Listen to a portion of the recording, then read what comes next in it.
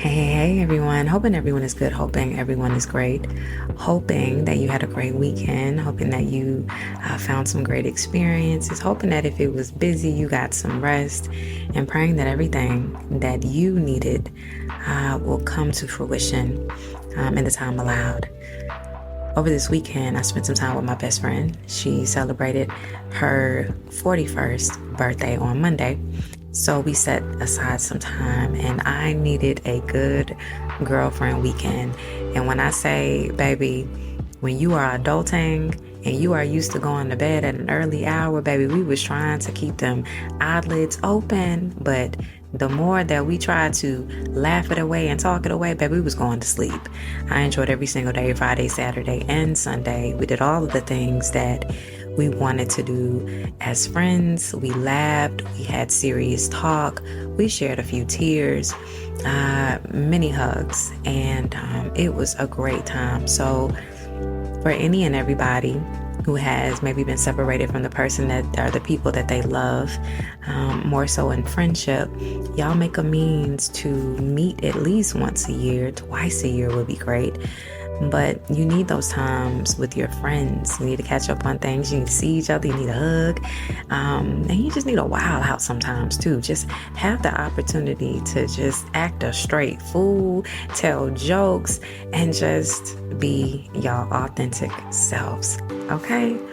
I want to thank each and every person who signed up for the self-love coaching consultation. So I did it in two parts. The first part, of course, is the consultation. It's 30 minutes. You can go in and you can sign up for it. I actually have a link at the bottom of the podcast, so you can click that link if you are interested. So basically that 30 minutes is spent getting to know who you are, what is it that you are struggling with, and what is it that you need from me. So I want to kind of tailor something towards each and every person so that we can work on this love for self. And then after those 30 minutes, that consultation, if you feel like, coaching would be a great additive in your personal life, then we'll proceed with coaching sessions. I tell my clients that at least 6 coaching sessions would do you good. You are not under any obligation to continue sessions. If you feel like the first session you just needed to hear something and it clicked for you, baby, let's do it. And if you need more than 6, that's fine too. But I did want to extend that opportunity because so many of y'all have been asking. And again, I have to make a statement and say that this is not therapy. I am not licensed as of yet. Y'all hold on if you in the state of Georgia. I would be happy to be your therapist, and I plan to get licensed in Florida and South Carolina as well. But for legal ramifications and understanding, y'all, I cannot say that this is therapy, although many of the techniques will be utilized in the coaching sessions, but it will be variably different. So anyway, if you're interested, I left the link below, and I want y'all to make sure you tap in. All right. I want everyone to understand that the lack of love that we have for self is not based on race. It is not based on your religious beliefs, and it definitely is not based on gender. At the end of the day, when everything is stripped apart, we all are simply people. And we deal with the same issues that maybe a woman deals with and a man deals with. Maybe not to the same degree or severity, but the lack of love is universal. It doesn't matter, again, who you are, what you are, and what your beliefs are as well. I often find in the break of utilizing love for self is that many people struggle with coming to a place where they honor entirely who they are.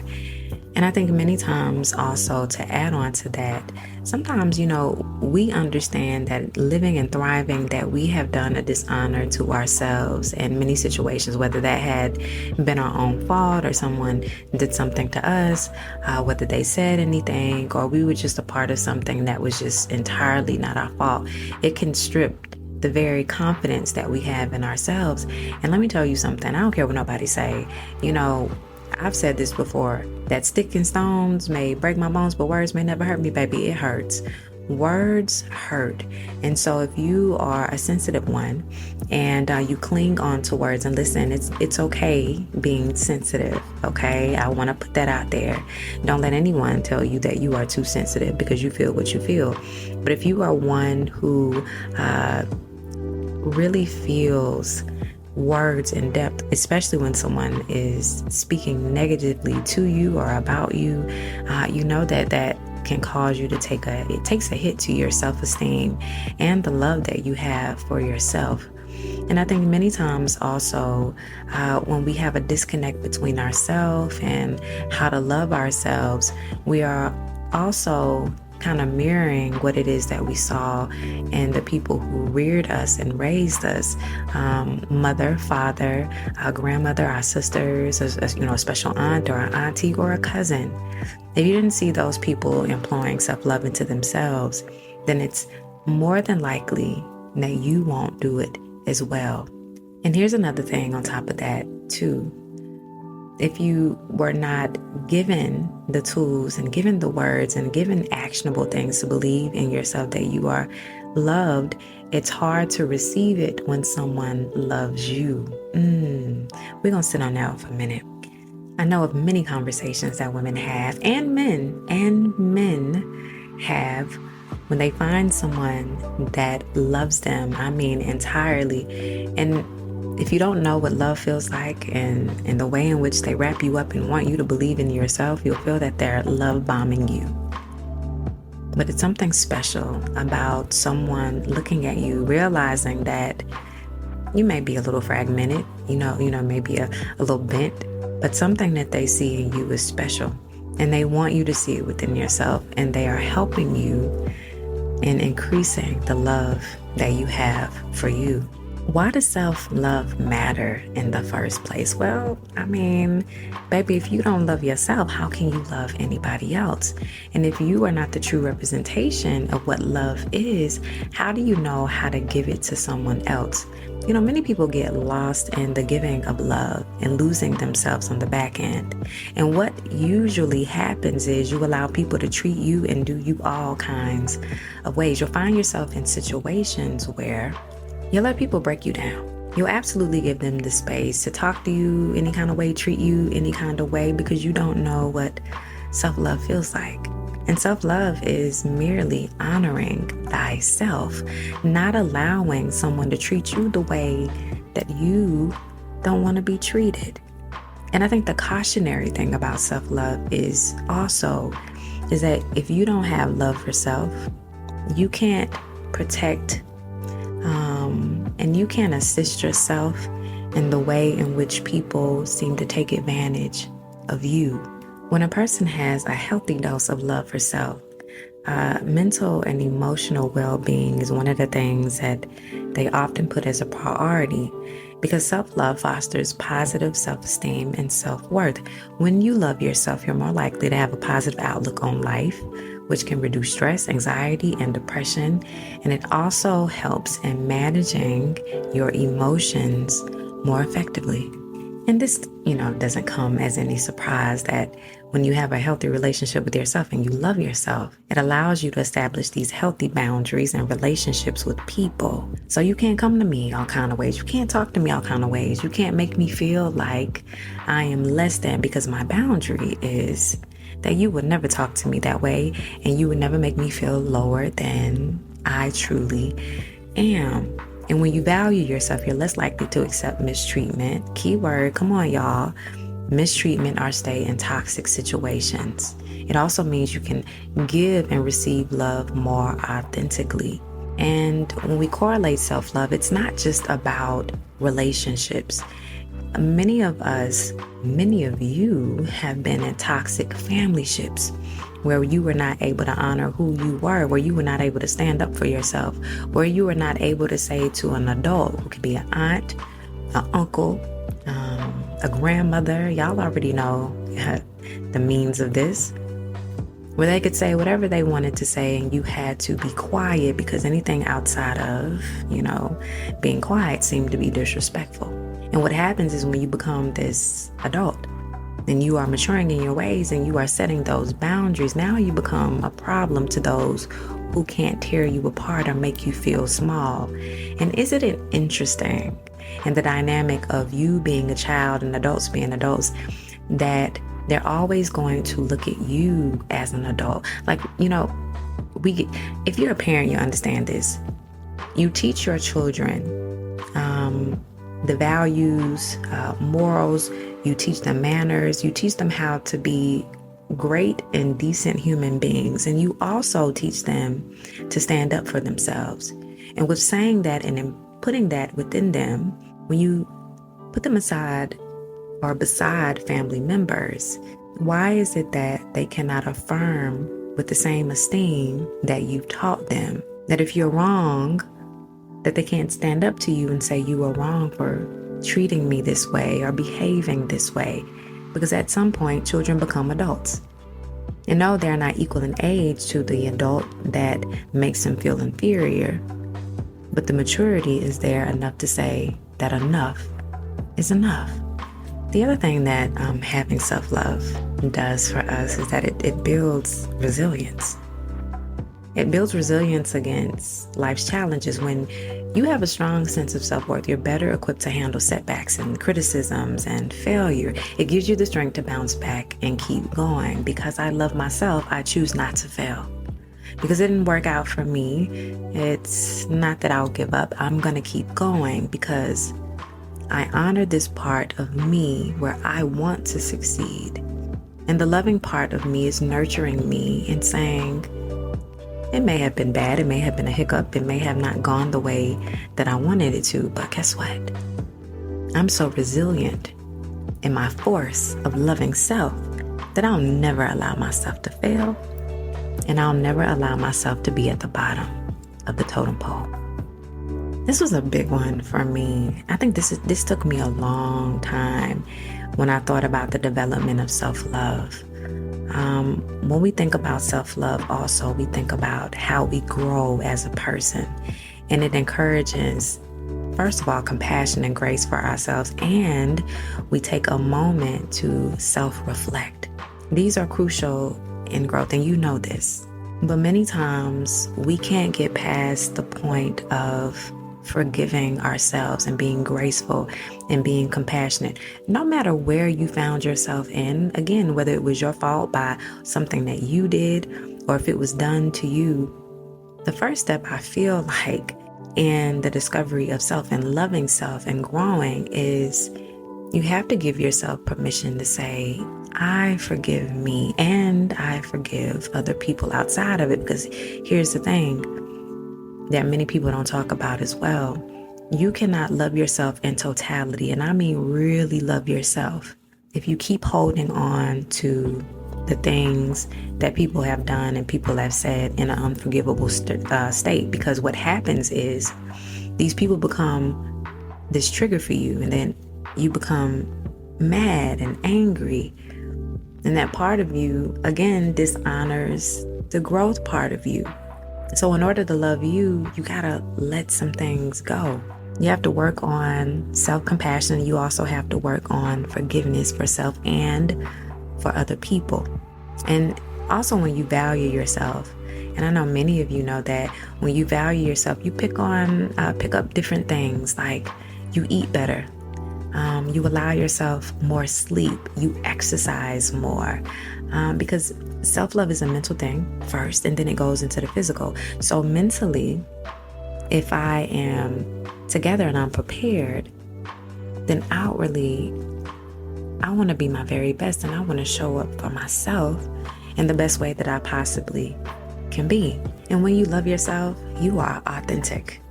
You know, you don't care about how people feel about you. You don't care about what it looks like. You don't care, again, about the opinions of anything or anyone. You are whole in who you are, and you are authentic. You get to share that good message. You get to be that good friend. You get to show up in unfamiliar spaces and not feel like you don't belong. You get to buy that car and that house and feel fulfilled within something that you did because You took the time to get yourself together so that all the blessings that you prayed to receive now come in a transition of a place where you can hold it tightly because you love self. Self-love also gives us this peace, this inner peace, this, I can't even describe it, y'all. If y'all know what peace feels like, even if you've had it for a moment where everything in your life felt good, even if everything wasn't all the way together, or there were moments of issues, but when you looked at the overall picture, everything was good. You receive inner peace by loving yourself. Self-love helps you to cultivate inner peace. It reduces the need for external validation. And when you accept and love yourself as you are, you're less likely to seek approval from others. This leads to a more content life without the validation of anyone or anything. And you are open to be yourself. One of the things that I often suffered through in my personal life was trying to figure out what my place was. I had mentioned before, like, I'm a wife, I am a mother, and I think mother was like the top thing. I wanted to be the best mother that I wanted to be. I wanted my kids to see me as like this joy, the person that they can come and talk to. Like, I wanted to be that mom. I wanted to overcorrect some things that may have happened in the past in my family. And I wanted my boys to know that they had a solid woman in their life and a great example so that they can find them a great wife as well. But I think in doing so, and I know in doing so, I lost a bit of my identity in myself, because what happened was I was so wrapped into ensuring that I was doing all of these things. So when my two oldest kids decided that they were grown, and life happens too, they go off to school and they live on their own, that piece of me, a large chunk of me, dissipated. It left my body. I didn't know who I was.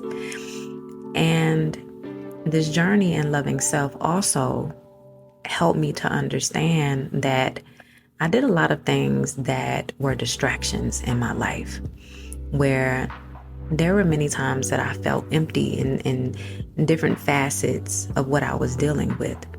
And so in order to feel better, maybe I loved on my children like crazy, or maybe I just ensured and made sure that when my friends called on me, that I was always upfront and there, like I was in service to them. That anytime that my husband needed me, that I was there and that I was active and I was being that person.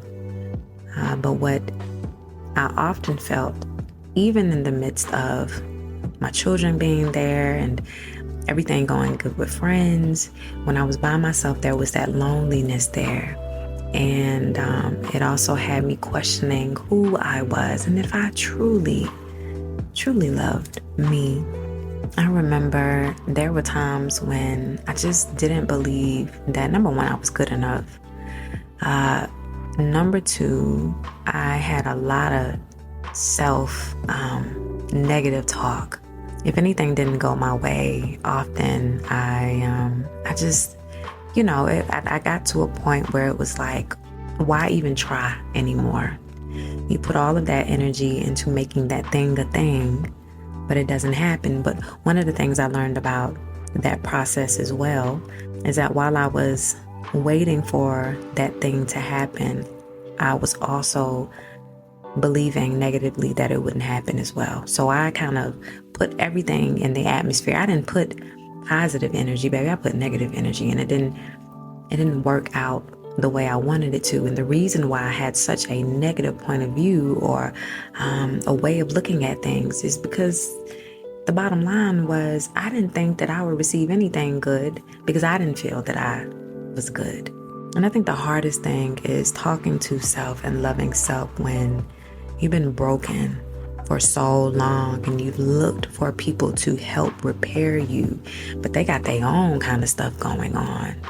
and when you're not covered by people. And I'll even go on to say, when you are not in the covering of God, you'll miss everything about what it feels like to know what love is.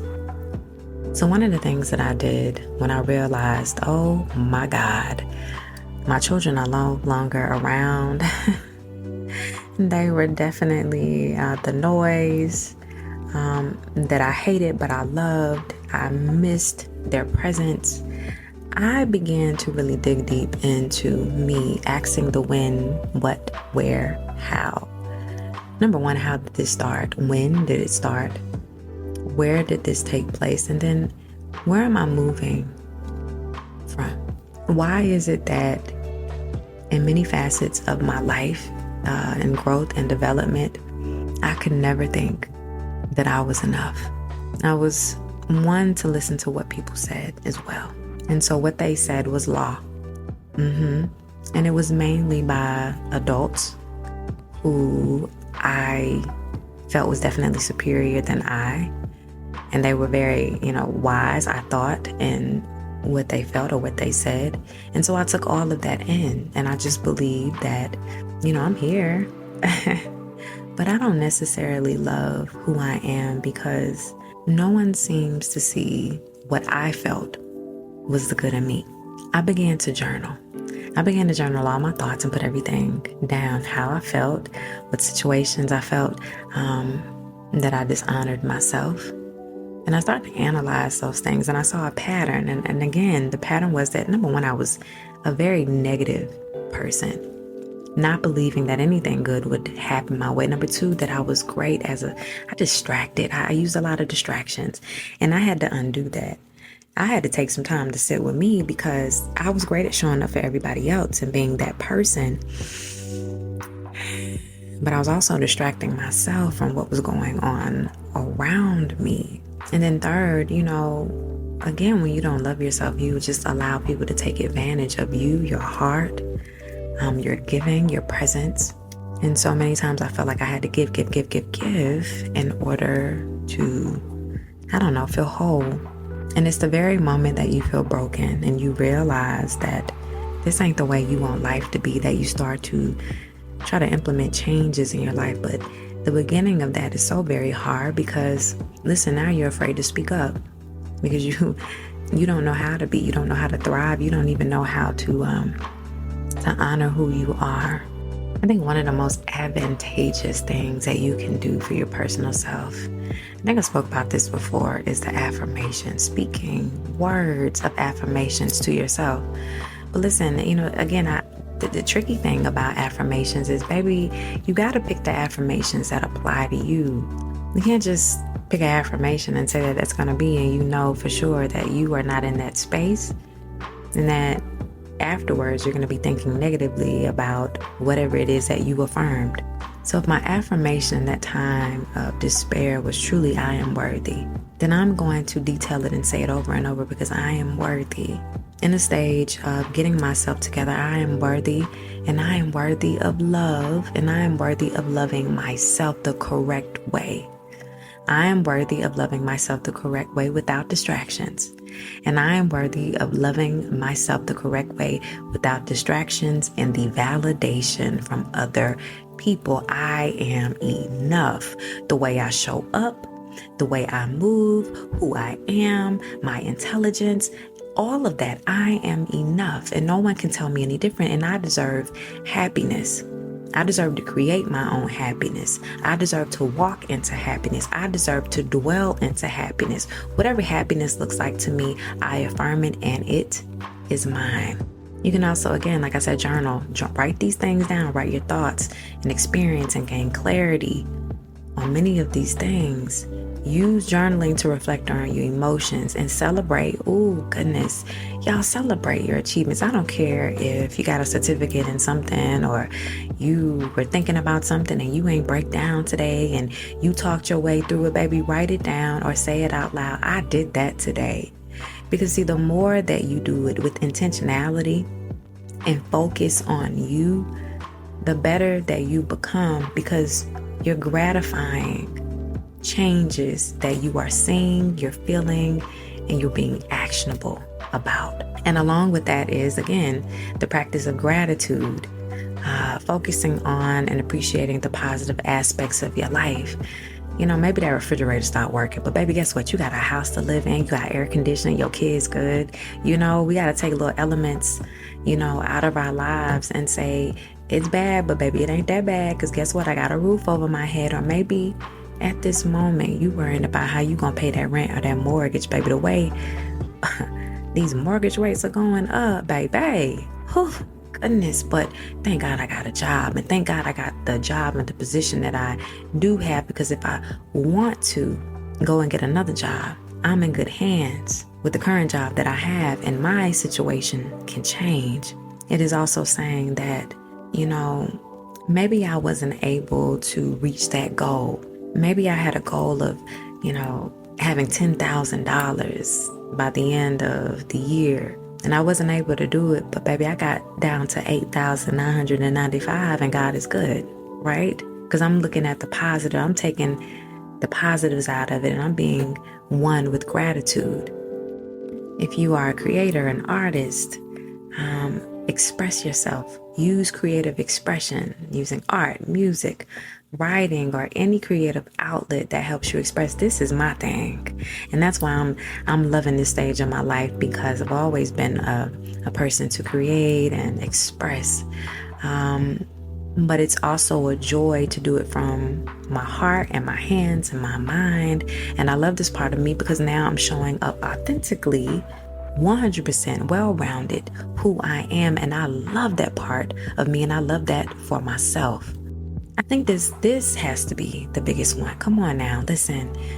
When we go on this journey of self-love and also asserting certain things that we need, we also have to assert people in our circle, in our orbit, that are positive influences in our lives. So the type of people who don't lean on us too heavy while we're going in the midst of our internal struggles and allowing us to seep down to where they are. Or for those of you who go to people that you trust and love, and you share these things about yourself, you want people, number one, who can listen and give you positive and inspiring words, and don't negate the feelings that you feel and make you feel that loving self or your lack of self-love is not one of those things that need to be on the agenda, or just make you feel like you are talking too much about what it is that you're going through. Just surround yourself with people that are positive, because the people, environments, and the things that you consume significantly impact how you really, really feel about yourself. So my babies, as we close today's episode on self-love, I want us to remind ourselves that self-love is not a destination, but it's definitely a journey. And it takes a lot of practice and patience and commitment. And it takes you. Loving yourself is about embracing who you are, flaws and all, and treating yourself with the kindness, respect, and compassion that you deserve. And remember, self-love is the foundation upon which all other aspects of our lives are built. It influences our relationships, our decisions, and how we navigate in this ever-changing world. So I hope that you take the time to nurture your relationship with yourself, celebrate your wins, forgive your mistakes, and forgive other people. Always speak to yourself with the same love and understanding that you would offer your friend, your children, your mate, whomever.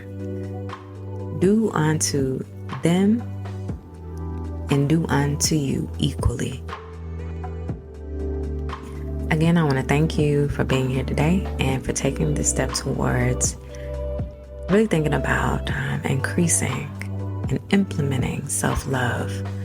Keep in mind that every small act of self-care, every positive affirmation that you give, and every boundary that you set is a powerful, powerful declaration of your worth. And if you are interested in the self-love coaching, I left the link below. Oh, you know what? I cannot I gotta do this for y'all because I've been getting the fan mail that you guys have been sending me, and I want to read a few. And again, I get the location in which you send it, but I don't get everything. So I want to give a shout out to some people. Give me a second. Let me pull it up, y'all. All right, so again, I don't have y'all names, so I'm gonna shout out y'all cities, okay?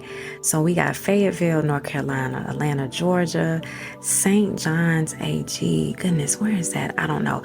Georgetown, Delaware, Baltimore, Maryland. We got Maryland in the house. Catonsville, Maryland, Little Rock, Arkansas, Houston, Texas. We got Florida. We got New Brunswick, New Jersey, Connecticut, Indian Head, Maryland, Texas, Berkeley, California, Macon, Georgia, baby, Fort Washington, Pennsylvania, Chevy Chase, Maryland. It ain't no Chevy Chase, Maryland, for real. Oh, we got that Chevy Chase, Maryland, Atlanta, Georgia again, and that Florence, South Carolina. I thank you so much for y'all positive words, your positive feedback. And then I just thank y'all for being here.